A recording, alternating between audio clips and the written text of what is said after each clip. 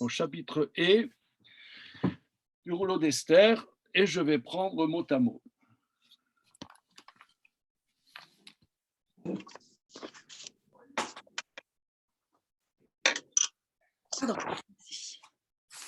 Entre parenthèses, je viens d'écrire un texte sur l'obligation qu'on a de boire à Pourim. Même les femmes? Comment? Surtout les femmes? Regarde, la théorie des genres. Tu vois comme ça, Non, mais est-ce que les femmes aussi, elles doivent boire? regarde, tu liras le texte et je laisserai à ta sagacité.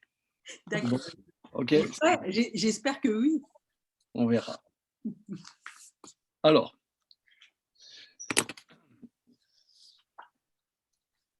donc Mordechai gronde Esther en lui disant qu'il faut absolument qu'elle intervienne et qu'elle aille voir Assuérus, parce que c'est maintenant on comprend pourquoi elle se trouve à cette situation d'être l'impératrice. Ça fait des années qu'elle est impératrice et on ne sait pas comment ça se fait qu'elle se trouve dans cette situation catastrophique.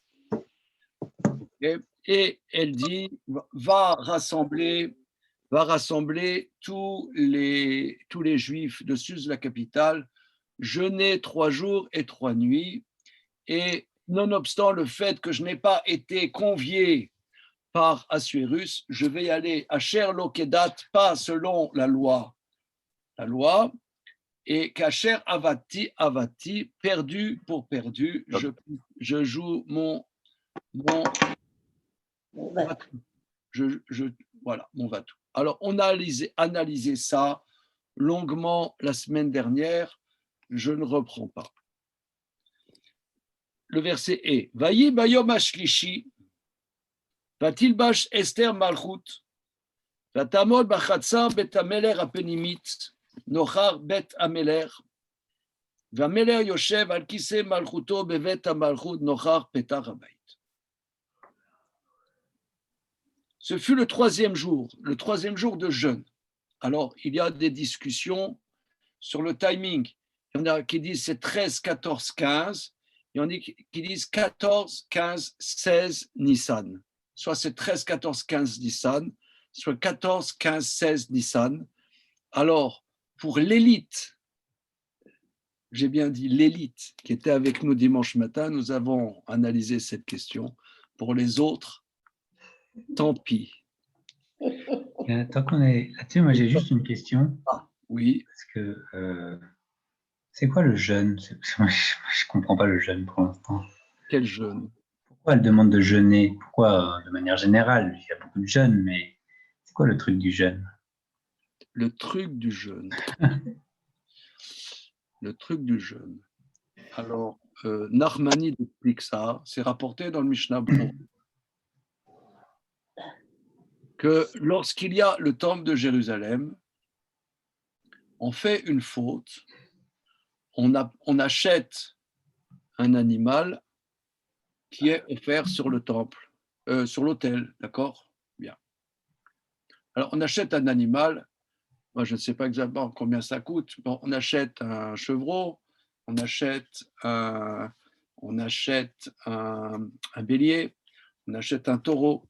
Ça dépend de la teneur du sujet, mais ça coûte de l'argent. Ça coûte de l'argent. Certains corbanotes, c'est des corbanes Ola qui sont entièrement brûlés sur l'autel. Un taureau entièrement brûlé sur l'autel, tout le monde est accro sur l'argent. Ça fait mal au ventre. Bien. Et la graisse de l'autel, même les corbanotes qui sont mangés, la chair est mangée par les propriétaires du corban, comme un corban shlamim. Néanmoins, la graisse de l'animal est brûlée sur l'autel et le sang est versé sur la base de l'autel. Alors, Nachmanide explique que quand on jeûne, eh ben, c'est comme si on offrait sa graisse et son sang à Dieu quelque part. Donc, c'est une mortification. Une mortification. Ouais, c'est une mortification. Cette mortification, elle est… Parce que la plupart des fautes c'est on pourrait dire, un laisser-aller de nos intérêts. On est accro à certaines choses physiques qui fait qu'on n'a pas, la liberté qui nous accroche, qu'il faut qu'on n'a pas la liberté de penser. Comme les sages disent, il y a 3 choses qui sortent l'homme du monde. Il y a la kina, tava, ve'akavod. Il y a la jalousie, le désir et la place dans la société qui font que la personne, elle perd son discernement. Mais ça, c'est des pulsions qui sont des pulsions physiques finalement. Et quand on perd son confort, des fois, ça met les idées en place. Voilà. OK. Et là, jeûner 3 jours, 3 nuits, c'est balèze, quoi. Hein. Jeûne quand même quand il y a le temple. Comment? On pouvait jeûner quand même quand il y avait le temple. Ça veut dire. Lorsqu'il y avait le temple, il n'y avait que Yom Kippour. Lorsqu'il y a le temple, il n'y a que Yom Kippour. Les jeûnes qu'on fait, les jeûnes 17 Tammuz, 9 Av, c'est lorsqu'il n'y a pas le temple. OK. Alors donc, elle dit, voilà, jeûner. Si vous voulez, lorsque des fois on est dans. On perd de son confort, alors ça peut aller dans 2 directions. Soit on se révolte, mais soit des fois on revient à l'essentiel. On cherche c'est quoi l'essentiel. Vous voyez, par exemple, là, on est par exemple dans la période du corona. OK. Donc, tout le monde prend des baffes. Chacun, les baffes de l'un ne sont pas les baffes de l'autre. Mais chacun reçoit des baffes à notre période. Et ces baffes, est-ce que ça nous permet, quelque part, de rechercher l'essentiel ou bien de nous révolter contre ce qu'on vit? Ça dépend comment on vit les choses. Même la même personne, à un moment, peut se révolter et le lendemain revenir à l'essentiel. Hein. On n'est pas fait de bois. OK. Donc, les baffes, la vertu des baffes, ça s'appelle. Bien. Alors, le 3e jour, ce fut le 3e jour de jeûne. Vatilbash Esther Malchut, Esther s'est habillée de royauté. Alors, Rachid dit, elle s'est habillée d'habits royaux. Qu'est-ce que ça veut dire? Elle s'est habillée de royauté. Elle s'est habillée de souffle prophétique. Alors ça, c'est l'étude la semaine dernière. Je ne reprends pas ce point. Voilà. Elle se tint dans la cour du roi interne, en face de la place du roi, et le roi est sur le trône de son règne, de le palais royal, en face de la porte de la maison. Bon, alors vous conviendrez que là, c'est très alambiqué, c'est très ampoulé. Maintenant, nous avons dit, dès la première étude que nous avons faite cette année, que chaque fois qu'on dit le roi, c'est à double sens. Hein. On a dit ça. Hein. Mais on va prendre là le sens premier, le sens simple. Verset suivant. Vayi kerot ameler et Esther amalka omedet bachatzar. Nasachen be'enav. Vayoshet ameler l'Esther et charbit azav asher beyado. Vatikrav Esther vatiga berosh hacharbit. Ce fut quand le roi vit Esther, la reine, qui se tient dans la cour, elle porta grâce à ses yeux. Alors, nous avons dit la semaine dernière l'importance du thème Reine, l'importance de la thématique du Reine. C'est-à-dire que les enfants d'Israël, la dimension de justice les accusait en disant qu'ils s'étaient assimilés, qu'ils s'étaient prosternés à la statue de Nabuchodonosor et qu'il s'était allé au festin d'Assuérus, auquel Mordechai leur intimait de ne pas aller au festin d'Assuérus, et ils sont allés au festin d'Assuérus.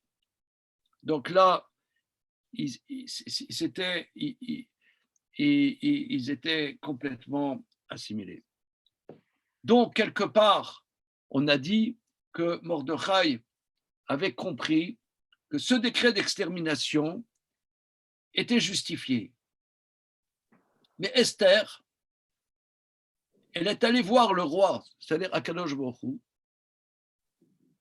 en voulant faire la volonté de Dieu, même, on a dit, même si cette volonté dépassait l'entendement complet. C'est ce qu'on a développé les semaines précédentes. Le fait d'aller voir le roi, et là, elle a montré à Dieu qu'elle, dans le fond, le peuple d'Israël est prêt à servir Dieu, même si il n'y a aucune logique. Même s'il n'y a aucune logique à servir Dieu. Vous savez, c'est très connu, il y a eu des gens qui ont perdu leurs enfants dans des circonstances plus qu'effroyables dans la Seconde Guerre mondiale. Et ils ont dit, tu as tout fait pour que j'arrête de te servir. Eh bien, je continue à te servir. Ça, c'est la dimension du Chen. C'est la dimension de quelque chose qui dépasse l'entendement. C'est la dimension de la grâce. La grâce, c'est aussi quelque chose, si vous voulez, la grâce, c'est la relation entre Dieu et les enfants d'Israël. N'est pas que, voilà, vous avez bien fait, vous n'avez pas bien fait, vous êtes gentil, vous n'êtes pas gentil, mais c'est comme dans un couple. On avait dit ça la semaine dernière, que tu ne peux pas expliquer qu'est-ce qui fait que ça marche ou ça ne marche pas. Il y a un truc, ça c'est le Chen. C'est le Chen. C'est pas que, voilà, je t'aime parce que tu fais du bon gâteau au chocolat. C'est vrai, tu fais du bon gâteau au chocolat. Mais disons que tu loupes le gâteau au chocolat. Eh bien, c'est pas grave. Pourquoi c'est pas grave? Parce qu'il y a autre chose. Ça, c'est le Chen. Et c'est ça que, et en vérité, cette attitude qui est là par Akadosh Baruch Hu, eh bien, Assuérus a compris quelque chose dans sa relation avec Esther. Et le verset suivant dit, alors, je vais vous dire... Nassachen. Matsachen, comment? Pourquoi c'est Nassachen et pas elle a trouvé ou pourquoi c'est porté? Oui, très bien. Elle a porté grâce, c'est intéressant. Nassachen. D'habitude, on voit trouver souvent. Ouais, trouver grâce. D'ailleurs, elle va dire dans la suite, si j'ai trouvé grâce. Et là, elle porte grâce. C'est très intéressant. Nassa, elle a porté grâce. Alors là, les amis, on travaille là, Hé, hé. Ça, c'est une forme, quoi. Un nassa, noster, c'est porter. Il a fait voir une dimension qui c'était pas trouver grâce, ça veut dire qu'il avait déjà quelque chose et qu'elle a touché une corde sensible, mais là, c'est qu'elle a amené quelque chose devant ses yeux qu'il n'avait jamais vu. Ah, d'accord. Nassa, elle a porté quelque chose, elle a amené quelque chose, pas trouvé, parce que toi, tu l'as trouvé, c'est que ça existait avant. Ok, c'est une remarque intéressante, voilà. Alors, le mot reine, les kabbalistes font un jeu de mots. Reine, c'est l'acrostiche, l'acronyme, on dit, l'acronyme de Chochmat Nistar.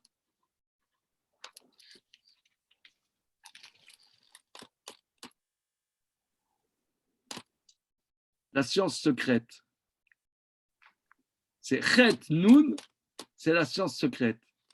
Si vous voulez, dans la Torah, il y a de la justice. Dans la Torah, il y a les mitzvot. Dans la Torah, il y a du juridique. Dans la Torah, la base, La base de l'étude de la Torah, c'est du juridique. Mais quand on étudie le juridique à fond, on perçoit qu'il y a autre chose, qu'il y a quelque chose, il y a un secret, une science secrète, c'est le Reine. Parce que pourquoi on étudierait la Torah? Pourquoi la Torah, étudier le Talmud, c'est insupportable, comme chacun sait. Et comme dit la Gemara dans le traité Sanhédrin, j'ai trouvé pire que la mort, c'est le Talmud de Babylone.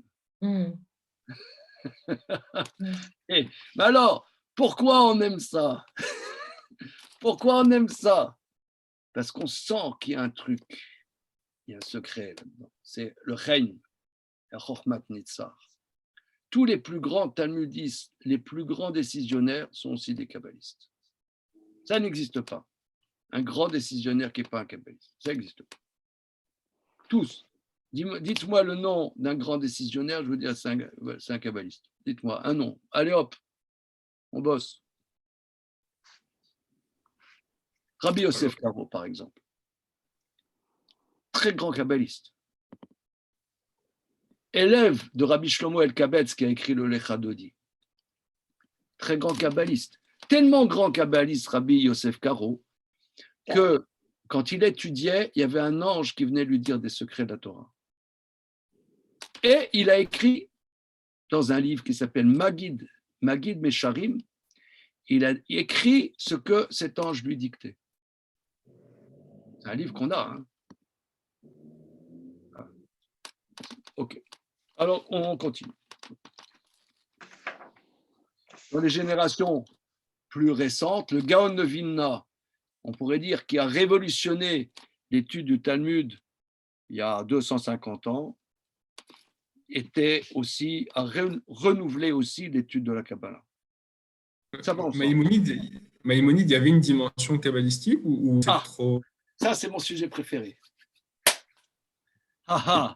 J'ai prouvé, et je ne suis pas le seul, hein, que des livres entiers ont été écrits là-dessus pour prouver que beaucoup des enseignements de Maïmonide sont basés sur le Zohar. Et si tu avais lu la fin... Le monde commence. Tu verrais à la fin, je te donne la page. Petit coquin. Une seconde, je vous donne la page, hein, les copains. Une seconde. Page 366.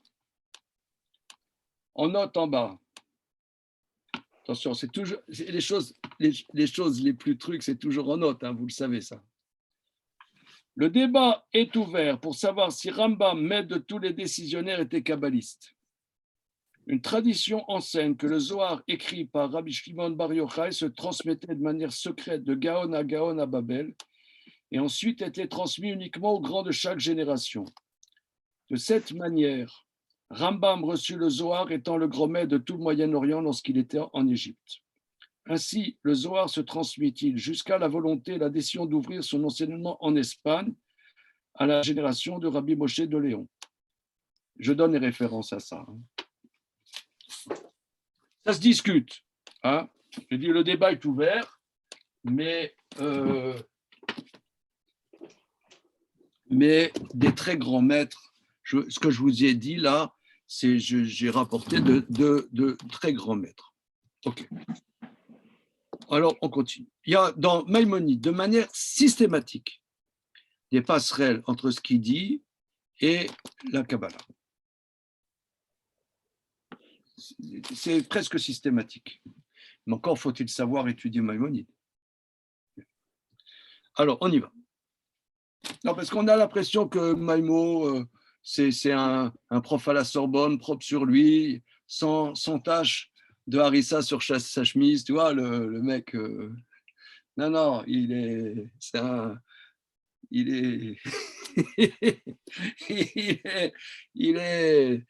de manger le boulot avec une bonne bourra fraîche, tu vois. Voilà. Alors, on y va. Mais vous allez voir, on ne va pas s'arrêter là dans nos surprises. On vient de dire qu'elle a trouvé reine.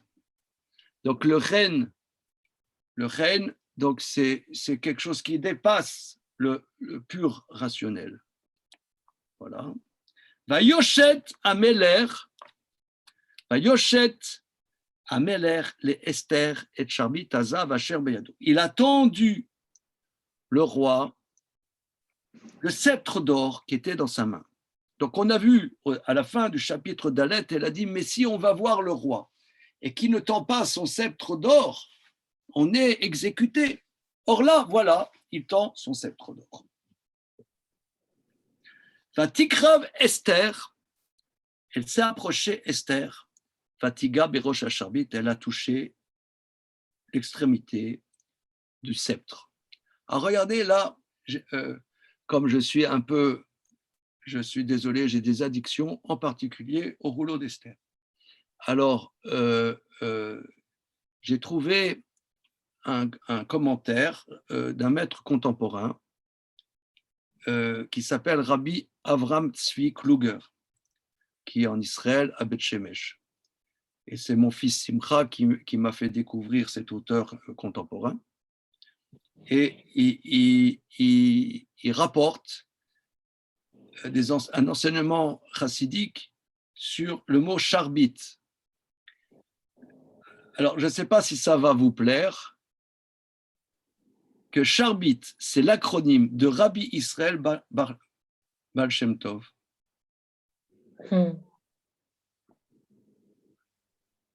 Qu'est-ce que vous en dites? Charbit, Shin, Resh, Bet, Yud, Tet. Alors, c'est dans le désordre. Shem, Rabbi, Shimo, Rabbi Israël, Baal Shem Tov. Rabbi Israël, Baal Shem Tov. C'est quoi l'idée? Bon, ok, ça n'est pas de bourgeois, mais c'est quoi l'idée? L'idée, c'est que dans la Torah, Dieu nous a donné en exil. Si vous voulez, on est foutu. On est assimilé. On a perdu le lien avec le judaïsme. On ne sait plus où on est. On a perdu les repères. Mais l'intériorité de la Torah, elle n'est pas perdue. Et ça, Dieu nous donne la possibilité de nous raccrocher à l'intériorité du vécu de la Torah, qui s'appelle, quelque part, on pourrait dire, Rabbi Shimon Rabbi Israël Baal Shem Tov. Voilà, c'est ça ce que je vous ramène, mais je trouve que c'est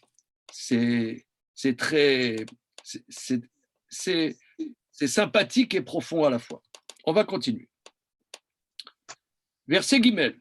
Vayomer la Ameler, Mala Esther Amalka, Ma Bagashater, Adratsia Malchut Venatenda. Le roi lui a dit, qu'est-ce que tu as, Esther la reine? Quelle est ta requête? À la moitié du royaume, je te donnerai. Si tu me demandes la moitié du royaume, je te donnerai.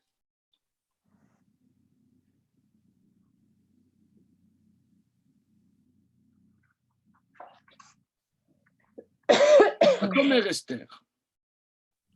Qu'est-ce qu'elle va demander, Esther? Regardons le verset suivant. Va Tomer Esther. Elle a dit Esther. Im ala meler tov. Yavo ameler. Ve aman ayom. El amishte asher asitilo. Esther dit, si cela plaît au roi, que le roi vienne et Aman, aujourd'hui, au festin que je lui ai préparé. Alors regardez, là, on est perplexe. Parce que Esther, elle a mis sa vie en danger. Pourquoi? Vous venez, j'ai préparé un brunch. C'est incroyable. Pourquoi elle a fait ça? Et là, ça veut dire, si il y a un moment de grâce, demande ce que tu as demandé. Invraisemblable. Ça, c'est invraisemblable. Incroyable. Et vous allez voir, les affaires ne vont pas s'arrêter là. Tomer Esther, je reprends. Ima la Melertov, si cela plaît au roi. Yavo Ameler ve Aman. Pourquoi elle demande Aman? Pourquoi Aman? Qu'est-ce qu'il fait là, Aman? Aman, c'est lui qui a. C'est le Premier ministre. C'est le Premier ministre que le roi a mis au pinacle pour harmoniser son empire. Parce que lui, comment dire, les sages disent que quelque part Assuérus était pire qu'Aman. Parce que Aman, il a été monté, c'est un phénomène qui a été monté par Assuérus pour tenir son empire. Il fallait un personnage charismatique pour comment dire, unifier et mettre au pas son empire. Mais qu'est-ce qu'elle demande que Haman vienne? Qu'est-ce qu'elle demande qu'Haman vienne? Vayavo, c'est pas un singulier? Non, c'est un pluriel? Oui, c'est un singulier. Parce que c'est censé s'appliquer au roi et à Haman. Absolument. Non, le principal, c'est le roi, mais Haman avec lui. Parce que Asher Asiti l'eau, pas Asiti la M. Oui, c'est ça. C'est la pièce rapportée, quoi. Voilà. Mais qu'est-ce qu'elle veut là? Ça, c'est étonnant. Regardez, on va continuer. Vayomer Ameler, Maru et Haman asot et dvar Esther. Vayavo Ameler v'Haman et la mishte Asher asta Esther. Le roi dit, amenez rapidement Haman pour faire la parole d'Esther. Et le roi et Haman arrivent. Alors, mishte, le mot mishte est le mot le plus important. Vous êtes d'accord avec moi? Alexis, vous êtes d'accord avec moi que le mot mishte est le mot le plus important du rouleau d'Esther?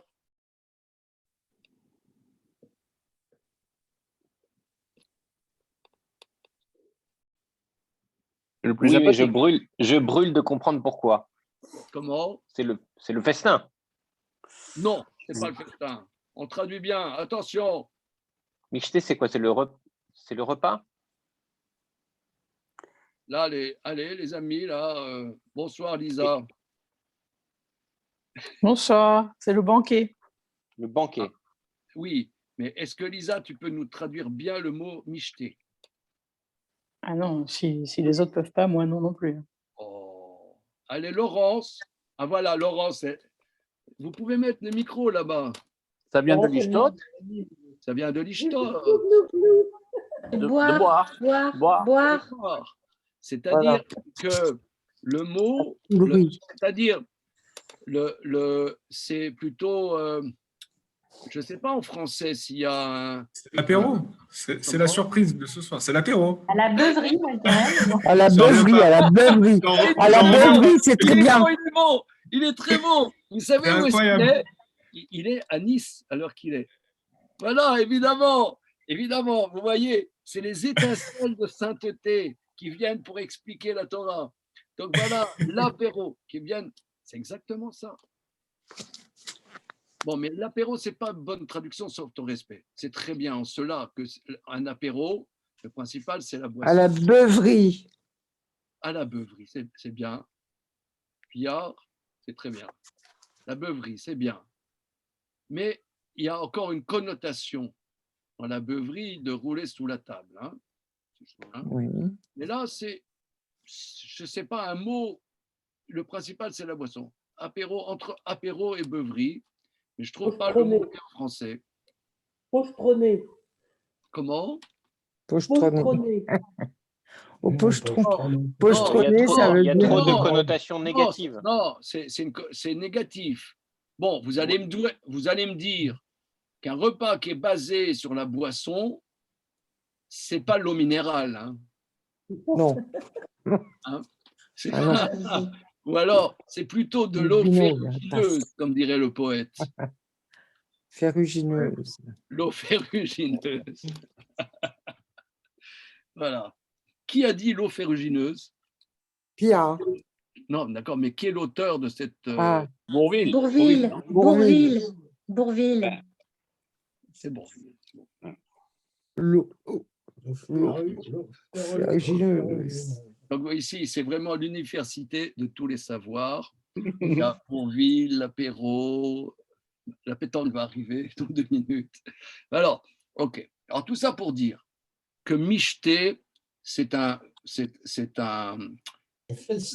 une collation, mais basée sur la boisson, pas sur l'alimentation de la boisson. Ouais.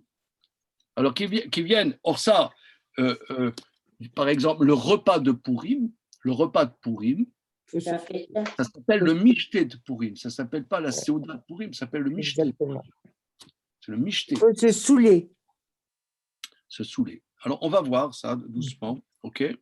Alors, ils viennent, le roi, et le roi dit, regardez cette manière cavalière, il dit, amenez rapidement Aman pour faire la parole d'Esther, et le roi et Aman viennent donc à cette beuverie qu'a fait Esther.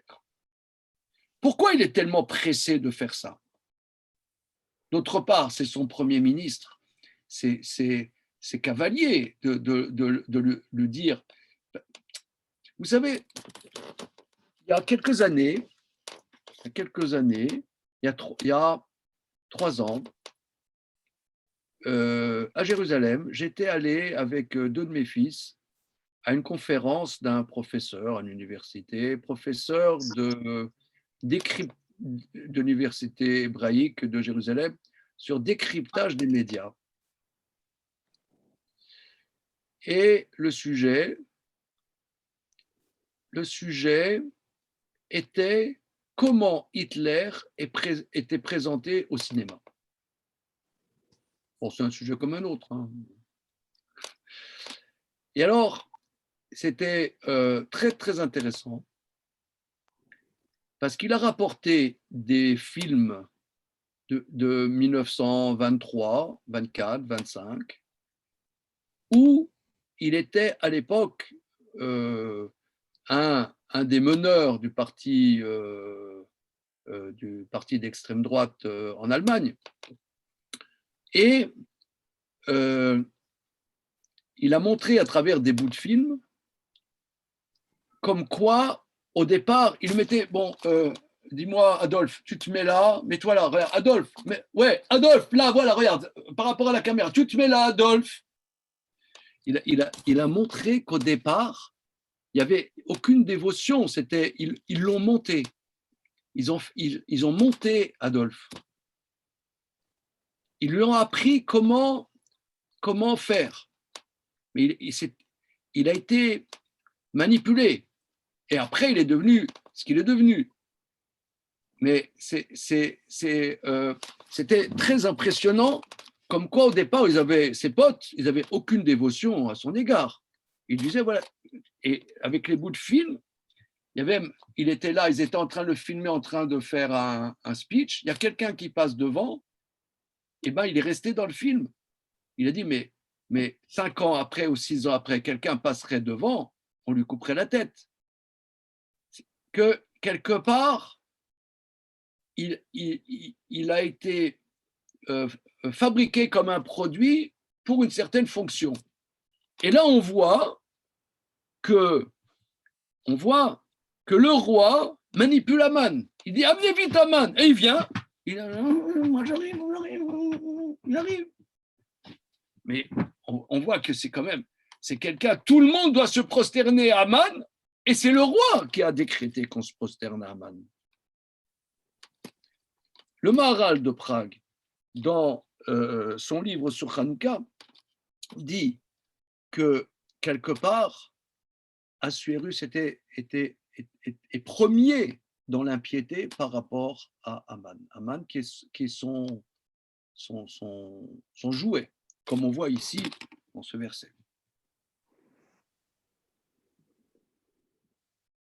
Alors, maintenant, ils arrivent au festin, enfin, à cette collation à cet apéritif qu'a préparé Esther. Et nous allons voir qu'est-ce qu'elle va demander. Vayomer Améler l'Esther Bemishte Ayaïn. Le roi dit à Esther dans cet apéritif de vin, Ma shelater vinaten lar, oma bakashater atratsia malchut vateas. Le roi dit à Esther, dans ce festin du vin, quelle est ta demande? Je te la donnerai. Quelle est ta requête jusqu'à la moitié du royaume? Je l'appliquerai. Vataan Esther vatomar. Esther lève la voix et dit Shelati ou bakashati. Voilà ma demande, voilà ma requête. Imatzati chen bene ameler. Ve'im ala meler tov la tête et shelati ve'lasot et bakashati. Yavo ameler ve'aman el amishte asher esse lahem ou machar esse kidvar ameler. Si cela plaît au roi, aux yeux du roi, et si cela est bien au roi de donner ma demande et de faire ma requête, que vienne le roi et Aman à l'impératif que je leur ferai, et demain je ferai comme le roi me demande. Rachid dit, demain je ferai comme le roi me demande, je dirai quelle est mon origine. Parce que là, depuis des années, il y avait un gros problème. C'est qu'ils ne savaient pas quelle était l'origine de cette princesse, de cette reine. Ils ne savaient pas. Parce que Mordechai lui a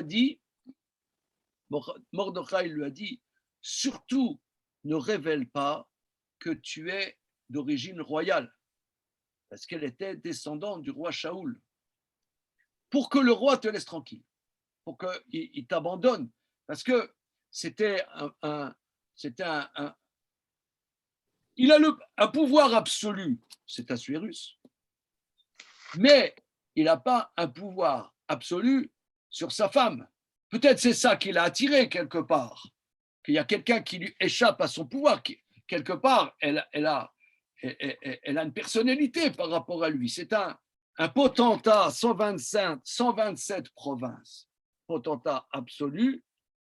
Toutes les femmes de l'Empire, beaucoup en tout cas, on leur dit, tu deviens l'impératrice, tu auras toutes les robes Dior possibles et imaginables, tous les parfums Dolce & Gabbana possibles, et alors ça, toutes les Rolls-Royce, tu pourras faire les soldes comme tu veux, tranquillos, il y aura tous les paparazzi autour de toi, ça va être le bonheur. Tout le monde, beaucoup en tout cas. Elle échappe au roi. Il ne sait pas qui elle est. Il ne sait pas qui elle est. Elle dit, maintenant je vais faire comme qu'il va ramener, comme la demande du roi. Maintenant, regardez, la deuxième fois, elle met sa vie en danger. On ne comprend pas. Elle dit demain que le roi revienne avec Aman. Qu'est-ce qui se passe? Pourquoi? Qu'est-ce qu'elle dit? Pourquoi? Là, elle pourrait dire voilà, sire, maintenant, quand on demande quelque chose, on fait un bon repas. C'est aujourd'hui. Catastrophe nationale, les restaurants sont fermés. Si tu veux parler avec quelqu'un, comment tu fais? Sur Zoom. Bon, ok. Mais ça veut dire, quand tu as des choses à dire avec quelqu'un, bavarder avec quelqu'un, tu veux faire des affaires avec quelqu'un ou échanger quelque chose, tu manges des bonnes choses et petit à petit, c'est comme les yeshivas des étudiants, on fait un gala. Tout le monde sait en venant au gala de la yeshiva qu'à un moment, on va banquer. Mais on mange bien, on est avec des copains, on mange du bon vin, on boit du bon vin. Il y a notre ami Nathan Grandjean qui amène du bon vin de Strasbourg. Là, on est content. c'est sympathique. Après, petit à petit, on arrive. Bon, combien tu donnes pour les Shiva? Ça arrive. Mais maintenant, il n'y a plus ça. C'est incroyable quand même. Et là, elle prépare un festin. Premièrement, est-ce que tu viens avec Aman? Il est venu. Maintenant, qu'est-ce que tu fais? Au festin que je ferai demain. Alors, le premier, tu n'as qu'à dire tout de suite. On mange bien, des petits tapas, des petits trucs, des verrines, un petit foie gras sur un petit toast, un petit, que sais-je, un petit vin fruité. Et tout ça pourquoi? Qu'ils viennent demain et Aman au festin qu'elle va faire. Expliquez-moi, mes amis, why? C'est quoi cette histoire? Je pense que ça intrigue beaucoup Asphérus. La preuve, il ne dort pas après. Hein. Il n'endort pas. Ah oui, absolument. Ouais, c'est un truc Elle a de, éveillé, elle a un truc éveillé de son intérêt. romancier. Elle fait monter la pression, le suspense. Elle met du. Alors, les sages disent que là, les sages disent 10 raisons à ça. Il y a 10 raisons dans le Talmud, dans le traité Megillah, 10 raisons. Et la Gemara dit que le maître qui a rédigé le Talmud a rencontré le prophète Élie. Il a dit, dis-moi, c'est quoi la raison véritable? Et il dit, les 10 raisons sont vraies. Les 10 raisons sont vraies. Alors, regardez. Et là, on va voir un verset incroyable. Verset tête. Vayetse Aman bayom hahu samea vetov lev. Ukerot Aman et Mordechai beshar hamelech. Velo kam velo zam mimenu. Vaimale Aman al Mordechai chema. Aman est sorti ce jour-là, joyeux et bon cœur. Et quand Aman a vu Mordechai à la porte du roi, qui ne se lève pas, qui ne bouge pas, Aman s'est rempli sur Mordechai de fureur. Évidemment, de fureur. On l'a dit tout à l'heure, de fureur. Aïe, de fureur. Alors, bon, attends, on se prépare à pourrir, les enfants, là, ça va. Parce que Réma, c'est la fureur. Mais bon, c'est dans le sujet. Il s'est rempli de fureur. Mais on reprend. Aman, donc, il était au festin, au premier apéritif de Esther. Donc il a bien bu, il était avec l'empereur. Donc c'est un moment de grâce que la reine le convie presque à l'égal du roi. Donc lui, il est au pinacle et il est joyeux. Mais quand il voit Aman qui se prosterne pas à lui, quand tout le monde se prosterne à lui, il perd ses moyens. Il est dans une colère sans limite. Entre parenthèses, c'est quelque chose de très très intéressant qu'on peut constater que tu as des gens qui ont des places dans la société très importantes et qui finalement réagissent comme des bébés. C'est quelque chose de très, très intéressant, ça. Lui, finalement, Esther le fait monter à la première marche. Il a une déconvenue et il perd tous ses moyens. C'est impressionnant quand même. Tu pourrais dire, quelqu'un qui arrive à ce niveau-là, il doit savoir se maîtriser quand même. Il perd ses moyens. Il se met dans une rage sans limite. Les maîtres du chassidisme relèvent que depuis le début du rouleau d'Esther, on est exactement à la moitié du rouleau d'Esther, au 5e chapitre. Il y a 10 chapitres. on est au milieu du rouleau d'Esther. Le mot joie n'a pas été mentionné une fois. Assuérus, dans le premier chapitre, a fait un festin de 180 jours et on ne voit pas une fois que les gens étaient joyeux. Et les sages disent que la première fois qu'on voit le mot joie, c'est à ce moment-là.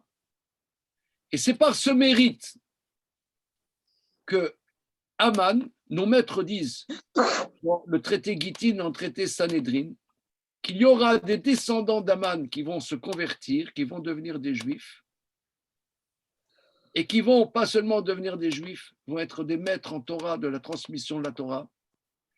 Et ils se demandent, mais par quel mérite? Par quel mérite?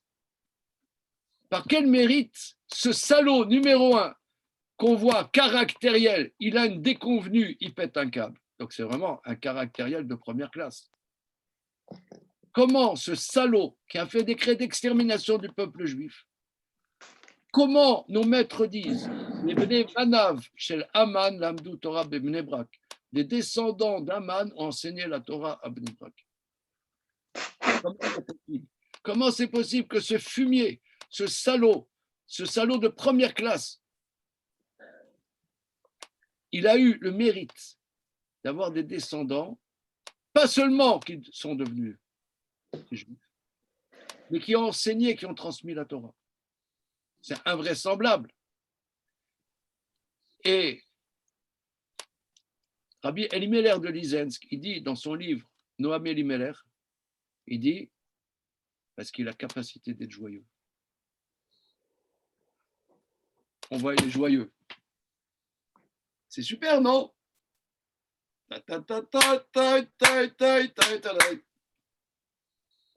Nous, là, là, ce soir, un peu de trucs, là. En quoi la joie? Qu'est-ce qu'il y a dans la joie? Comment la joie, ça peut donner un mérite, le plus grand fumier du monde, qu'avoir un enfant qui devient juif? Pas seulement alors on parlait, je ne sais pas, moi, quelqu'un qui a fait un décret d'extermination du peuple juif. C'est pas donné à tout le monde. Disons, il y a un descendant de Haman, il vient au Bedin, au tribunal rabbinique. Il y a monsieur Damien Blumenfeld, monsieur Thierry Cailloun et monsieur Antoine Lévy au tribunal. Vous voyez, dit monsieur, vous venez d'où? Oui, je suis un arrière-petit-fils de Haman.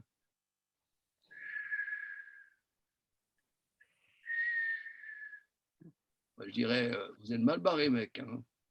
Vous n'avez pas un autre CV? Là, c'est quand même, c'est mauvais, non? En yiddish, stinkt, ça sent mauvais, quoi. Ça dirais-je, ça, c'est pas bon, non? Qu'est-ce que vous direz? Moi, je ne l'accepte pas, non? Qu'est-ce que vous dites, là? Oui, c'est énorme.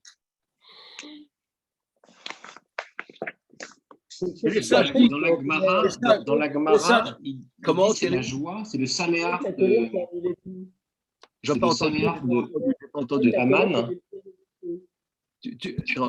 Ton micro, il a le corona, là. Ouais, je crois. Je croyais que la colère, c'était le pire des défauts, parce qu'il est joyeux, mais tout de suite après, il est en colère. Et je croyais que la colère... Tu as tout à fait raison. Mais tu as tout à fait raison. La colère, c'est vraiment une catastrophe. On voit dans le même verset la joie et l'emportement. C'est très, très terrible. Oui, mais Tov Lev, il y a quand même une idée. Tov, c'est assez connoté quand même. Enfin, c'est bien, vraiment bien. Tov. Oui, et tu pourrais dire aussi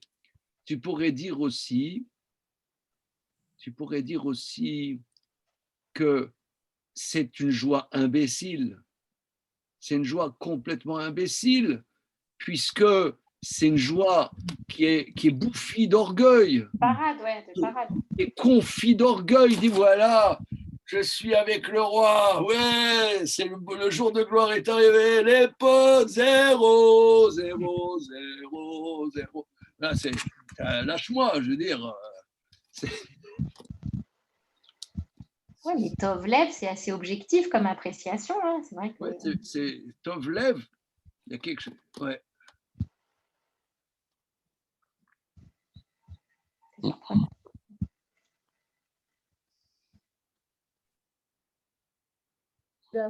Il devait avoir bu en plus, donc c'est peut-être pas une joie très naturelle. Oui. Alors là, est-ce qu'on peut rentrer là-dedans? Parce que il y a la joie, c'est pas l'excitation. Parce que tu as souvent, par exemple, tu vois, moi, j'y connais rien, regardez-moi, vous voyez, là, mon espace, c'est mon bureau. Moi, je vais à Henri Murger, ouais, je prends le bus 26, je rentre ici, ensuite je vais à Henri Murger, je reviens ici. Non, je ne connais pas grand-chose de la vie.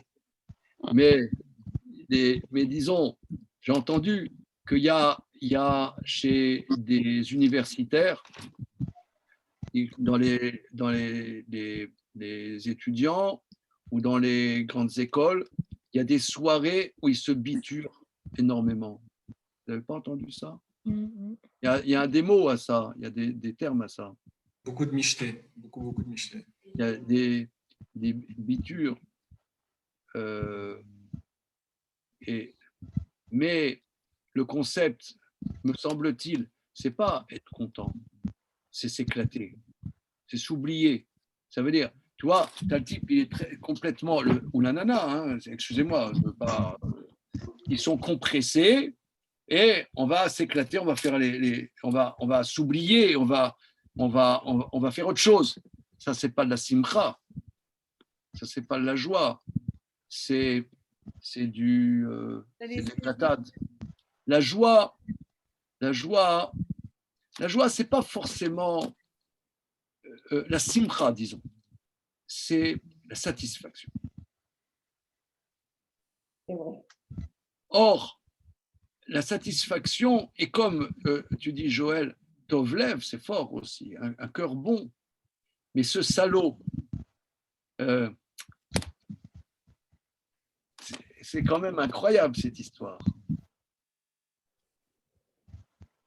Oui, il a été satisfait dans ses désirs ou dans ses besoins, quoi. Il a considéré qu'il avait atteint le top.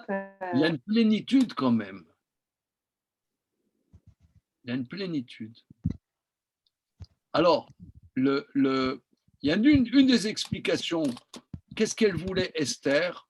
Parce qu'il y a un verset qui dit « L'ifne shever gaon ». Avant la chute, il y a la gloire. Voilà. Comme on dit, plus dure sera la chute.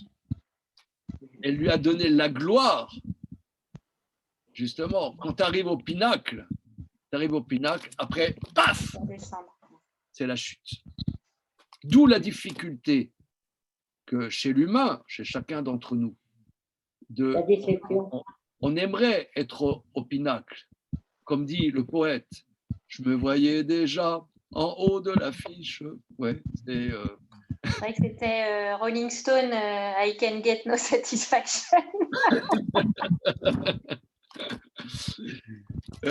Donc, ça veut dire, tout le monde aimerait être en haut de l'affiche, mais être en haut de l'affiche, c'est extrêmement dangereux. Extrêmement dangereux. Vous savez, j'ai un grand ami qui est le rabbin Bernheim, Gilles Bernheim. Gilles Bernheim, on s'est beaucoup fréquenté. Je l'ai connu quand j'avais 16 ans. Et on s'est suivi des années. Je l'ai beaucoup invité au gala de la Yeshiva au fil des années. Il y a, je ne sais pas, quand il était grand rabbin, il avait fait des textes qui étaient, c'est bizarre de dire, qui avaient été même cités par le pape, le pape Benoît XVI. Ça veut dire c'était incroyable. C'était incroyable. Il avait écrit des textes tellement forts, des textes tellement puissants, ils ont été cités. C'est bizarre de dire quand même par le pape qu'il citait le grand rabbin Bernheim dans ses trucs, dans ses encycliques. 2 semaines après, il y a un scandale, il est tombé par terre. C'est incroyable. Oui, mais Rav, il y a eu un mensonge là. Comment? Il y a eu un mensonge du rabbin Bernheim. Oui, bon, ben c'était. Bon, il avait dit qu'il était agrégé, mais il était. Oh, ça va. Ouais, c'est pas grand-chose, je sais pas. Tu passes. Ah, je sais pas. Non, moi j'ai discuté avec lui, j'ai voulu comprendre qu'est-ce qui s'est passé. J'ai discuté longuement avec lui pour comprendre qu'est-ce qui s'est passé. Bon, ben, c'est un exemple, si vous voulez, de quelqu'un est au pinacle. Et là ici, il est au pinacle. Alors, c'est ce qu'elle veut, Esther. C'est une des raisons. Esther, ce qu'elle veut, c'est que qu'il arrive à son aboutissement et paf, c'est ce qui va se passer. Oui, Odile. On a l'impression aussi qu'elle veut l'étourdir, presque l'endormir pour qu'il ne voit rien venir. Il est tellement fasciné par son ego, par son narcissisme, qu'il n'est plus tourné vers l'extérieur. Il ne voit pas venir ce qui arrive. Il ne voit pas venir ce qui arrive, absolument. Là, et on va voir dans la suite. Il est shooté, quoi. Ouais. Il est shooté. Oui. Mais D'ailleurs, ce qui m'interpelle, et j'aimerais quand même là qu'on médite là-dessus, c'est ce que les maîtres du racidisme disent. Mais et ce que vous avez dit est très très bien, qu'on voit que s'il met dans une colère et qui a dit, c'est Thierry que se mettre en colère. On voit que nos maîtres disent que c'est vraiment une attitude odieuse. Voilà. Mais juste avant, on va Saméa Betouvle. Et c'est la première fois que dans le rouleau d'Esther, qui le livre finalement, qui prône la Simcha, eh bien, une première fois que ce terme clé de la Megillah, Saméa, on le voit au sujet d'Aman. Ça, c'est de la folie. Est-ce qu'on est. Parce que c'est pas. On dit Chochmat Adam Yair Panav. La science de l'homme illumine, rend joyeux son visage. Mais c'est pas fréquent des gens qui sont joyeux. Souvent, moi j'aime bien, par exemple, les caissiers d'Intermarché. Parce que souvent ils sont contents. Une fois, j'étais dans un Monoprix. La caissière, elle était rayonnante. Et je lui ai dit, madame, pourquoi vous êtes contente? Et elle m'a dit, mais je suis contente de vivre, monsieur. C'était extraordinaire. Extraordinaire. Extraordinaire. Tu demandes à... tu demandes... C'est pas donné fréquemment aux gens d'être saméar, d'être content. Surtout aujourd'hui, on dit, oui, actuellement, là, depuis un an, on est tous et toutes avec des frustrations et des trucs et des machins, des bidules. Être content, c'est saméar, c'est pas évident. C'est pas évident. Vraiment, là, j'ai demandé à la caissière, mais je rajoute, hein, c'est souvent des Maghrébins qui sont contents. Il y a un autre caissier d'un Franprix. Là, j'ai des copains, moi. J'ai des copains, je ratisse large. Hein. Il y a un mec, il y a quelques années à côté de chez moi, un Franprix, il a fermé maintenant, mais il y avait un Franprix, un caissier de Franprix, un arabe. Il était vraiment rayonnant, pareil. Je lui dis, qu'est-ce que tu as? Qu'est-ce que tu as pour être joyeux? Il m'a dit, grâce à Dieu, Abdoulillah, il me donne la vie, je suis content. Mais c'était un tzaddik. Ce caissier. Mais ma mâche, un tzaddik, je l'écoutais. Quelle leçon de joie extraordinaire. Ouais, il y a mon copain, c'est le vigile d'Intermarché. C'est mon copain. Mais bon.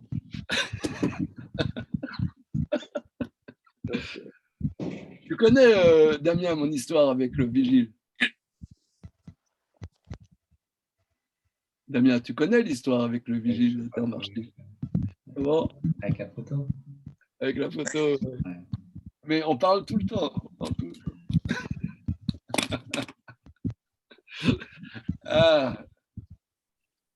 Bon, ça, c'est un grand thème. C'est un grand thème. Comment ça se fait que de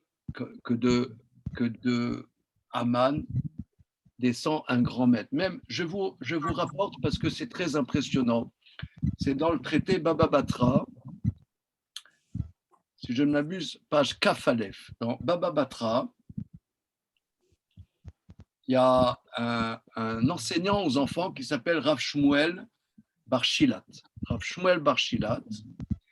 Et Rav lui enseigne comment enseigner la Torah aux enfants. On voit plusieurs fois dans le Talmud. On le voit dans Kaf Aleph dans le traité Baba Batra. Et on le voit aussi dans le traité d'Afnoun, si je ne m'abuse, dans le traité Ktubot. Et c'est l'exemple même de celui qui enseigne la Torah aux enfants. Pour enseigner la Torah aux enfants, il faut être extrêmement patient, chaleureux, généreux, et comme un pépé, si vous voulez. Un pépé qui aime les enfants.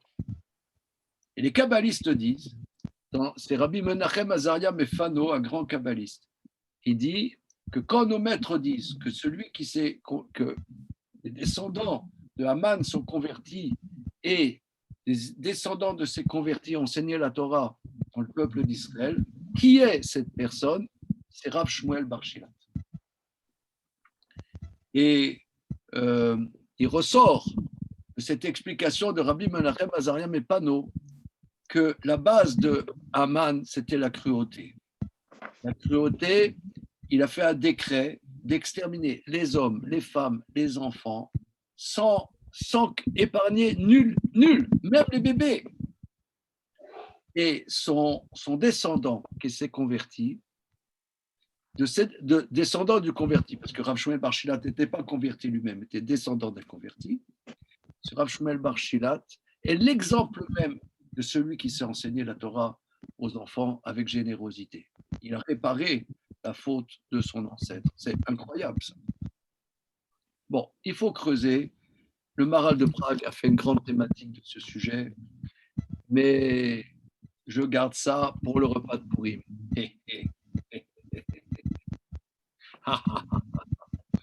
On continue. Grave, on a l'impression presque, enfin, Mordechai, il restait à la porte tout le temps, ou il était placé là volontairement justement pour énerver Haman, ou ça faisait partie de la stratégie, ou... Alors, ça c'est très très important aussi, ta question est importante.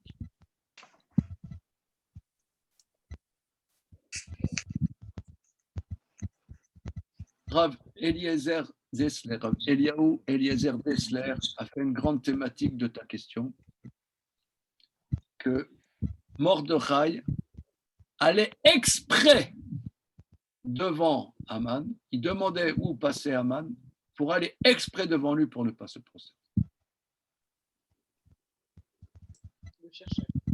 De provoquer. Pour le provoquer. Alors ça aussi, c'est une grande thématique. C'est une grande thématique. On va continuer un peu le texte parce qu'il y a un point très important que j'aimerais voir avec vous.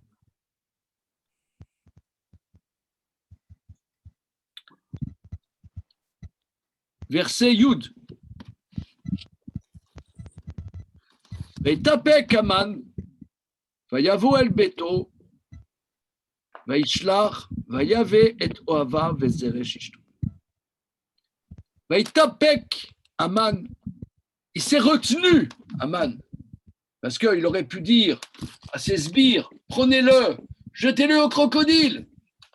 Il s'est retenu. Il vient chez lui. Vaishlar, il envoie des émissaires. Vayave toava vezereshisto. Il a amené son, comment dire, ceux qui l'aiment, son fan club. Il a amené son fan club au Havav, ceux qui l'aiment, et Zeresh, sa femme. ויספר להם המן את כבוד עושרו ואת רוב בניו ואת כל אשר גידלו המלך ואשר ניסו על השרים ועבדי המלך. Aman leur a raconté la gloire de sa richesse, le nombre important de ses fils, et tout ce que le roi l'a grandi et l'a élevé au-dessus de tous les princes et tous les serviteurs de la cour. Donc il leur a raconté la grandeur de sa gloire. C'est-à-dire, j'ai vu les commentaires expliquent qu'il leur a raconté combien, parce que Aman était un astrologue, un grand astrologue, puisque la fête de Pourim, c'est le tirage au sort. Il a tiré au sort. Par astrologie, à quel moment serait-ce adéquat de massacrer les enfants d'Israël, d'après son astrologie. Donc c'est un grand astrologue et il voit que astrologiquement, il est au pinacle. Donc, c'est le jour de gloire est arrivé. ויאמר המן, אף לא הביאה אסתר המלכה עם המלך אל המשתה אשר עשת הקים אותי, וגם למחר אני קראו לה עם המלך. Haman dit, et de plus, Esther, la reine, n'a convié avec le roi au festin qu'elle a fait que moi, et de moins, donc le festin d'aujourd'hui, et demain aussi, je suis invité avec le roi. Donc là maintenant, c'est le pinacle du pinacle. Je suis dans un ascendant, une pente astrologiquement ascendante. Vekol ze eneno shovei. Bechol et asher ani roe et Mordechai hayehudi yoshev beshar hamelech. Mais tout ça ne vaut rien pour moi tant que je vois Mordechai le juif assis à la cour du roi. Tout ça, c'est rien pour moi. Kol ze eneno shovei. Ça vaut rien. On comprend un peu mieux, non, pourquoi il a cette joie et cette fureur qui viennent se mêler. S'il était astrologue et qu'il se dit « je suis au pinacle », ça veut dire qu'il vit un moment, il vit son moment, il est vraiment dans la vie. Il y a un petit peu ça dans la Simcha. Il y a un vrai moment de connexion avec la vie, c'est un moment où on est pleinement. Et là, il se dit « j'ai atteint ce moment », donc il atteint la Simcha, et en même temps, il y a une ombre qui vient. Et normalement, il n'y a pas d'ombre quand on est au pinacle. Oui. Il n'y a pas d'ombre possible. On est au pinacle, on est tout en haut. Et il vit cette frustration qui doit être terrible. En vrai. Il a cette connaissance astrologique, que c'est son moment, et qu'on vient le lui gâcher, il n'y en aura pas d'autre. Mais regarde, tout le monde l'acclame, tout le monde le met au pinacle. La reine, c'est le chouchou de la reine. C'est le chouchou de la reine. Il y a un type, il ne se prosterne pas à toi. Classe. Ça va. Ça va. C'est vrai. Hein, regardez, c'est quand même bizarre, non? Ça traîne quand même. Ouais, mais c'est plus peut-être du rouleau quand même pas. Peut-être la façon dont Mordechai était avec lui, la façon de résister, il va avoir une présence particulière, Mordechai, très forte. En quoi? Et ben, dans le rejet, dans le refus devait être très expressif, très fort. D'abord, il est tout en cendres, et puis il est provoquant. Il doit avoir une attitude provocante, forcément. Et puis, c'est pas n'importe qui. Ouais, mais c'est une personne sur un empire de 127 provinces. Ben, est-ce que justement, c'est pas ça la preuve que c'est pas ça la joie, que sa joie, elle est bâtie sur le fait il a un projet, il a un but, il veut atteindre ça. Et il est hyper content parce qu'il y est presque, il va y arriver, etc. Et on sait que quand on pense qu'on sera joyeux quand j'aurai cette voiture ou ce travail ou ce machin, et le pire, c'est que quand on l'a, eh ben, on voit qu'il n'y a pas la joie. Et ça, on est toujours dans une insatiabilité, une frustration, etc. Et il n'est pas, en fait, c'est l'inverse de la joie. Il n'est pas content de son sort. Il est dans il a une ambition qui le dévore au sens propre. Et Mordechai, il représente il te manquera toujours quelque chose. Le fait même qu'il soit là, à pas bouger, à rien faire, il le met devant que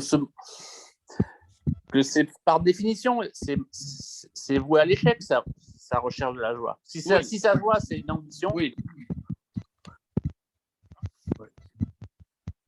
Mais moi, je vois que c'est quelque chose que j'ai ressenti, j'ai pu ressentir beaucoup. Et j'ai aussi un ami qui a ressenti ça quand il est allé en Israël, qui n'est pas juif. Mais des fois, quand on voit des juifs pieux, c'est insupportable. Il y a quelque chose de je sais pas pourquoi, il casse la joie, quoi.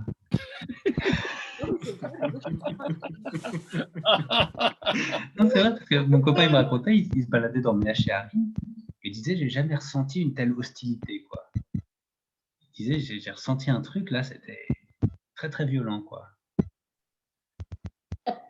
Et ouais, c'est un truc, il y a quelque chose, quoi. Il est jaloux. Ouais. Non, c'est pas jaloux, il gâche le plaisir. C'est une hostilité, oui, c'est exactement, c'est une hostilité. C'est un refus, c'est quelque chose. Oui, ça veut dire que son pouvoir, c'est de la rigolade. Quelque chose qui lui échappe. Quelque chose qui lui échappe il radicalement. sent quand même Mardoché plus fort que lui, plus puissant que lui. Ça le gêne. D'accord, ça le gêne, mais bon, ça va. Il vient de boire du très bon vin avec la très jolie Esther. Malgré sa fortune, malgré ses enfants. Mais Aman, comment je disais? Il devrait même pas être perturbé. Mardoché sur sa route. Il devrait se dire, oh mais bon, tu rigoles, tu vois, il devrait se dire, bah, c'est ça, fais ton rigolo. Tu verras demain quand je t'exterminerai. Il devrait être comme ça normalement. Voilà, c'est ça. C'est rien. Je veux dire, c'est ton idiot. Bah non, mais quand on est animé par la haine, il n'y a pas de quartier. Non, mais tout ça ne vaut rien. Je sais pas moi, prenons, je sais pas moi, Jeff Bezos, il arrive. Ouais. Type lui crache au visage. Voilà. Jeff Bezos, il passe, je lui crache au visage. Je suis sûr, ça lui fera rien. Non? Oui, mais Gérard, inversement, je suis pas d'accord avec vous, hein, moi. Nos derniers présidents, Gérard, nos derniers présidents, ils sont énervés pareil parce qu'il y a un type dans la rue qui lui a dit quelque chose qui les déplaisait, que ce soit Sarkozy ou Macron. Ils sont sortis de leur bon parce que Jeff Bezos, c'est pas un homme de pouvoir. Tandis que quand tu es président ou tu as une fonction de pouvoir, tu ne supportes pas que rien ne te résiste, y compris le pauvre type dans la rue. Tu as vu Sarkozy ou Macron, ils sont sortis de leur bon pour rien non plus. C'est vrai, c'est vrai, c'est vrai. Puis c'est l'expression même le totalitarisme, il veut tout. Il peut pas avoir une exception. Bon, il y a un truc là, il y a un truc. Non, puis c'est pas qu'un seul homme. Que c'est la haine, c'est la haine. Il y a une haine il y a une haine qui est viscérale. Je pense que c'est les deux. Vous voyez, en vérité, ces versets, on peut les étudier, tous les ans on les étudie. Et c'est une source de réflexion qui nous dépasse. Il y a quelque chose ici, une intensité humaine qui dépasse. J'aimerais regarder avec vous la chose suivante, si vous le voulez bien. Rav, juste, mais en fait, c'est pas Alexis, vous êtes avec nous, Alexis? Il n'est pas là. Bon, d'accord. Oui, Antoine? Si, je suis là. Je suis là. D'accord, non, mais j'aime bien savoir. Non, je suis absolument là. D'accord. J'écoute très attentivement. Oui, Antoine? Non, mais je disais, on avait dit précédemment, c'est pas qu'un seul homme. Ça veut dire qu'en plus, vous avez dit qu'il y avait une double lecture à avoir. À chaque fois qu'on voit le roi, donc même le Michté, il y a un double sens. Et là, Mordechai, c'est pas qu'un seul homme. C'est une porte d'entrée vers quelque chose qui va le grignoter, qui l'affronte. C'est pas que l'homme. Ouais, c'est le dimension. le peuple juif. Le peuple juif. Alors, regardez, j'ai vu une explication très, très classique. Je reprends le verset.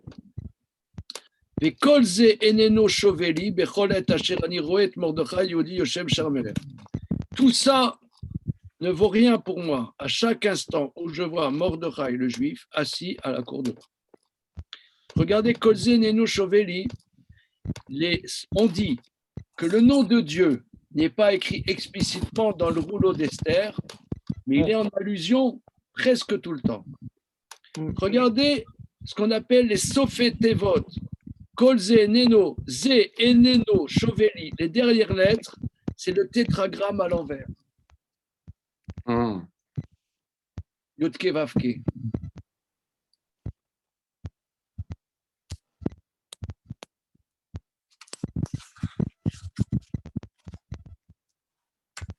Alors, on va essayer de nous éveiller. On va essayer de nous éveiller à... Oh, d'accord, monsieur, tu nous as dit qu'il y a le tétragramme à l'envers. On s'en fout et contre fou. Qu'est-ce que ça vient faire là? Alors, on va voir le verset d'après.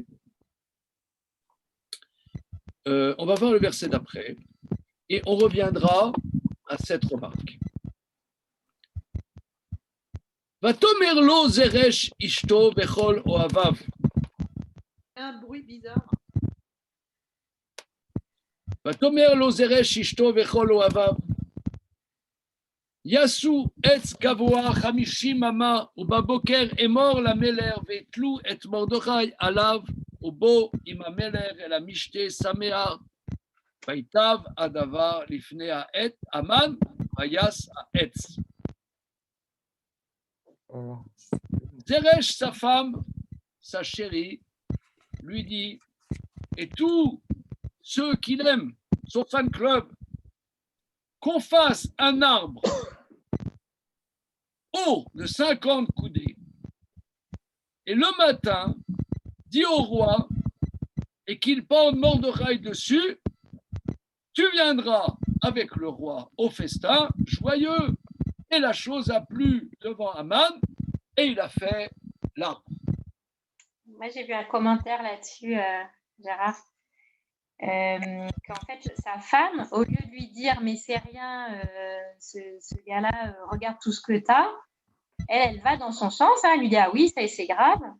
Et en fait, elle est comparée au serpent dans le parce que son nom, ça ressemble un peu à Nachash.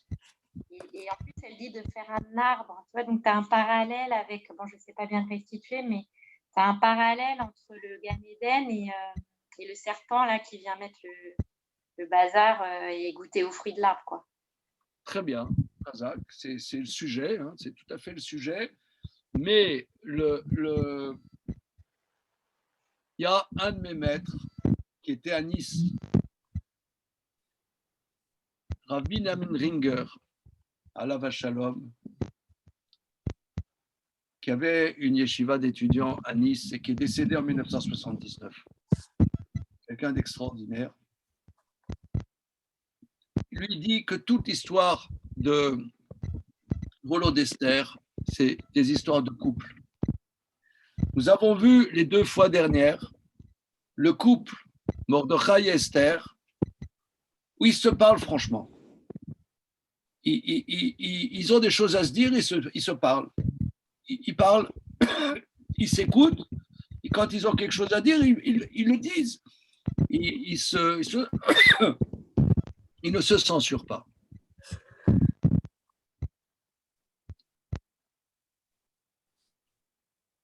Il y a Mordechai dit à Esther, voilà, qu'est-ce que tu vas faire? Elle dit, non, je ne peux pas. Après, Mordechai lui dit ça. Ensuite, elle dit, ok, d'accord, j'ai entendu ce que tu dis, alors on va faire ça. Donc, il y a un dialogue solide. Et là, Zeresh, je reprends ce que tu dis, Joël, c'est très, très bien.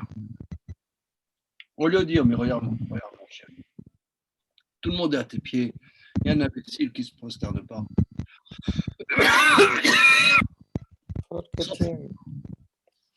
On passe à autre chose. Elle va dans son sens. Elle l'enfonce. Elle dit, ouais, t'as raison, c'est insupportable, c'est incroyable, mais oui, tu as raison. Elle va dans son sens. Ça, c'est un problème. Aller dans son sens, c'est un grand problème. Oui, t'as raison. Et son souci, regardez le mot « etz », c'est le même mot que « etza », il veut dire un conseil. « Etz », parce que on va se poser la question, une potence. Tu peux trouver un mot en hébreu, je ne connais pas le mot pour dire potence en hébreu, mais on peut trouver un mot, on va demander un hébraïsant distingué, s'il vous plaît, comment on dit potence en hébreu. Etz, ça veut dire un arbre. Et etz veut dire aussi un conseil. Etza.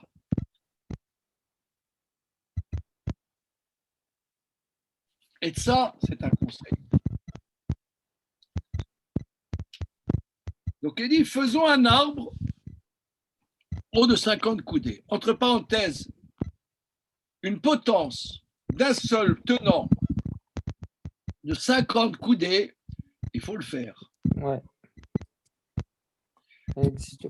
Et alors, toute la nuit, ils ont cherché une potence de 50 coudées. Et la Gemara dit, seconde,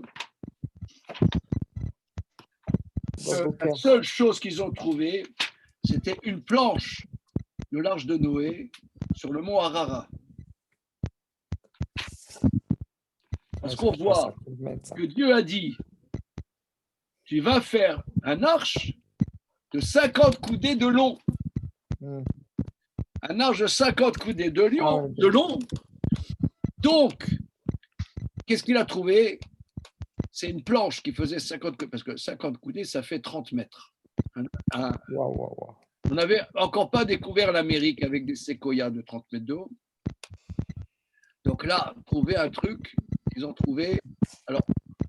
Alors, les commentateurs disent que c'est un signe, quelque part, que tout ça, ça va être voué à l'échec parce que l'arche de Noar, c'est les mêmes lettres que Ren. Noar, Matzah Ren. La première fois qu'on voit le mot Ren dans la Torah, c'est au sujet de Noar qui a trouvé grâce aux yeux. Donc là, elle lui donne un conseil. Ici, il y a quelque chose de terrible. Elle lui donne. Elle va dans son sens. Et la chose qui est fondamentalement vouée à l'échec. En tout cas, ce que tu as dit, Joël, les commentateurs vont relier cette histoire avec l'arbre, la faute du premier homme, avec l'arbre de la connaissance. Et je vous invite, et nous allons, passer à la dernière partie de notre étude ce soir. La Gemara, dans le traité Choulin, à la page Kouf Lamed Tet Amoudbet, 139b, va dire où dans la Torah on trouve le mot Aman. Ah, je sais. Ah oui. Ouais. Oh, d'accord, ok. C'est un bon plan ou pas? J'ai même montré à Gilles Bernheim, si tu veux tout savoir. Comment? J'avais même montré à Gilles Bernheim, tellement j'étais fière d'avoir découvert ce truc. Enfin, c'est pas moi qui l'ai découvert, pas de l'avoir lu. Ouais. Ok, alors regardez, parce que pas tout le monde connaît ça. On va regarder l'histoire de l'arbre de la connaissance. Donc, c'est au début de Bereshit.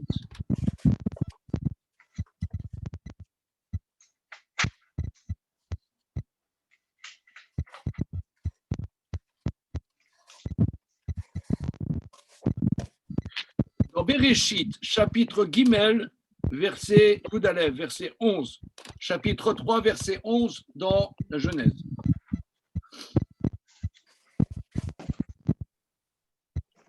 On va faire le verset tête pour nous mettre dans le sujet. Donc, chapitre Gimel, verset tête.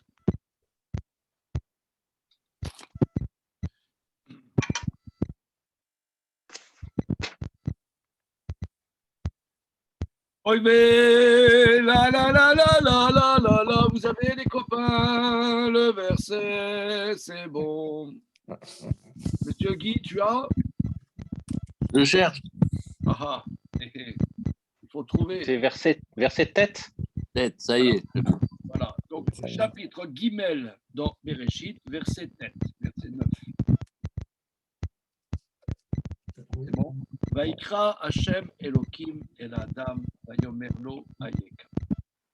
L'Éternel Dieu appela l'homme et lui dit, où es-tu? Effectivement, il y a un petit bruit de grésillement là. Ouais. Il y a un portable, c'est un portable qui doit être allumé. Ouais. Petite friture. Couper le son. Ah, voilà. Voilà. Merci. Vaikra Hashem Elohim El Adam. L'Éternel Dieu appela l'homme, lui a dit, où es-tu? Vayomer et kolecha shamati bagan. Vaïra kerom anochi vechave. Donc l'homme a répondu, il a dit, ta voix j'ai entendu dans le jardin, j'ai eu peur car je suis nu et je me suis caché. Vayomer, mi gidlecha kierom ata, amina etz, asher tziviticha lebilti achol mimenu achalta. Il a dit, qui t'a dit que tu es nu? Est-ce que c'est de l'arbre que je t'ai ordonné de ne pas en manger, tu as mangé? Et la Gemara dans le traité Choulin, Kouflametet dit, où trouvons-nous le mot Aman? Amina etz. Est-ce que de l'arbre? Amina etz. Aman, c'est et même nun.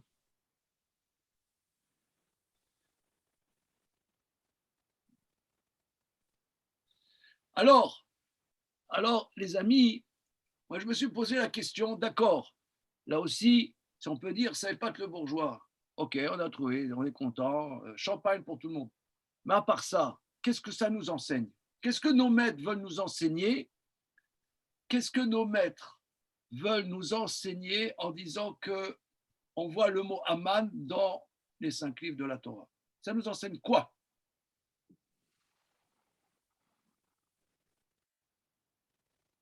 Moi, l'histoire, ça me fait penser au fait que Adam et Ève, ils avaient tout ce qu'il fallait dans le jardin d'Éden, mais qu'ils ont été chercher autre chose. Je sais pas, par rapport au parallèle avec Aman qui ne s'est pas contenté de ce qu'il avait. La satisfaction. Oui.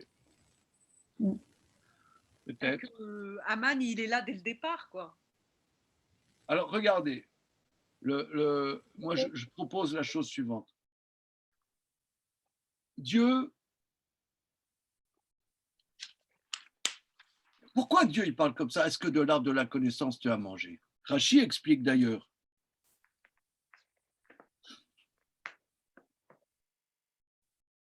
Quand il a dit où est-ce que tu es, Rachi dit quand Dieu demande à Aman, lorsque Dieu demande à Adam où est-ce que tu es, Dieu ne sait pas.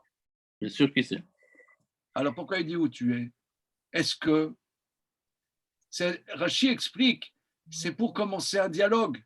Tu ne vas pas dire, ouais, tu as mangé du fruit de l'arbre, tu vas être châtié.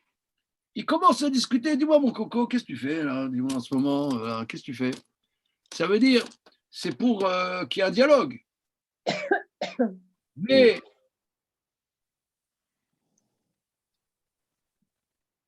le monde, il est fait comme ça, quelque part, que la présence de Dieu n'est pas éloquente. Tu peux penser même que Dieu n'existe pas. Tu peux penser même, tu vois par exemple, quand tu vois une grande montagne, est-ce que la gloire de Dieu est éloquente ou c'est le contraire? Tu peux dire non. Moi, je regarde la montagne d'un point de vue géologique, je vois des tectoniques de pierre, de basalte qui se sont à l'ère tertiaire. Il y a eu, les continents se sont rentrés dedans et tu as alors, il y a 3 milliards d'années, tu as les Alpes qui ont été projetées en haut, et d'ailleurs, tu vas trouver des fossiles il y a je ne sais pas combien de millions d'années à l'intérieur de ça. Donc finalement, la beauté de ce paysage peut clamer la gloire de Dieu, et la beauté de ce paysage peut clamer que Dieu n'existe pas. En vérité, c'est quand Dieu dit « Où est-ce que tu es ?» Est-ce que c'est de l'arbre? Ça veut dire que Dieu entame un dialogue avec l'humain. Dieu n'écrase pas l'humain, entame un dialogue. Mais celui qui a l'esprit mal tourné, il va dire « Mais Dieu sait rien, Dieu ne sait pas. »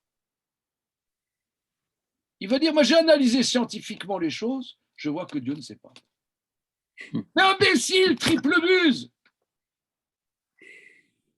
Imbécile! Et j'en passe des meilleurs, j'aime pas dire des gros mots. Je cherche des demeurés.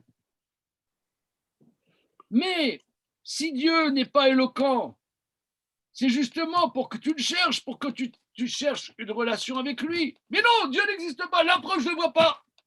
Mais parce que tu n'as pas cherché. Mais qu'est-ce que ça veut dire? Il n'existe pas. La preuve, il ne sait pas. Regarde, il ne sait pas. Il dit, est-ce que tu as mangé de l'arbre? S'il savait, il me dirait. Tu as mangé de l'arbre, pourquoi? Donc ça veut dire que Dieu ne sait pas. C'est là qu'il est Aman. Aman, il est dans les fissures de la connaissance. Il y a dans l'arbre, c'est une dimension, l'arbre de la connaissance. Il y a une dimension de connaissance. Les 50 coudées, les Chachamim disent, on dit qu'il y a 50 portes de la connaissance. Lui, il atteint une dimension, on pourrait dire aujourd'hui, si vous voulez, scientifique. J'ai prouvé que Dieu n'existe pas. Et si tu me dis autre chose, ouais, tu n'as pas le droit de citer. Tu n'as pas le droit de citer. Il a construit un système,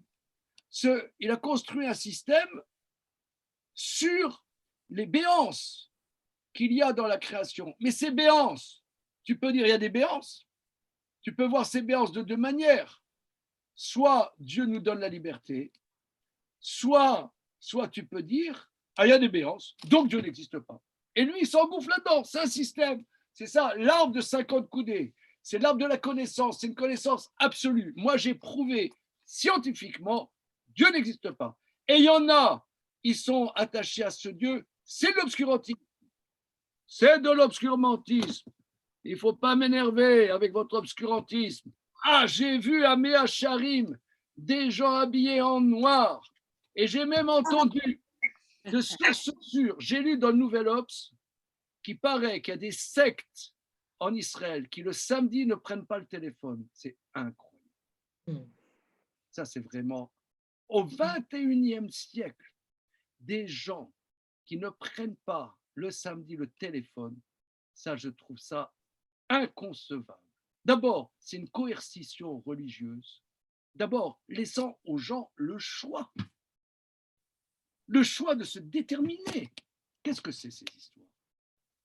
Mais le fait que ces gens y mettent cette calotte sur la tête de leurs enfants, ces gens sont antidémocratiques. Antidémocratiques. Tant qu'il y en aura un, la science ne sera pas gagnante. Il faut les éliminer jusqu'au dernier.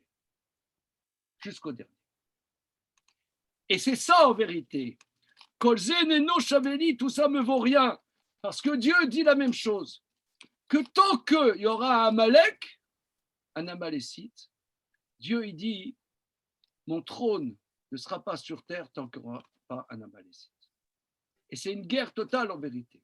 C'est une bagarre. C'est une bagarre terrible entre Amalek et Dieu.